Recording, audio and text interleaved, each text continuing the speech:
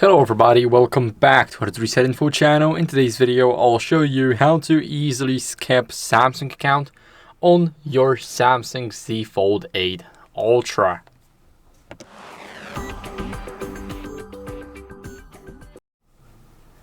So as you guys can see, here we have the Samsung account. Now here you have two options and one hidden one. Well, not hidden exactly, but many people forget that it exists.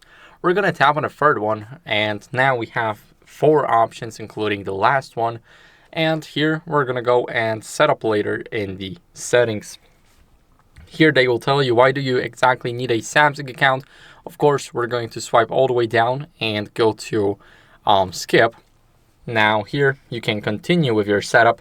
So I'll quickly skip through everything and I'll see you guys once it is almost done. Now we're all set up. We're gonna go to home and there's no Samsung account. So we can go to settings, we can check that out. Here we have sign into your Galaxy. So that means our account has not been added because we skipped right through it. So this is how you guys can do it. Thank you for watching. If you enjoyed this video, then leave a like, subscription, and a comment, and I'll see you in the next one. Bye.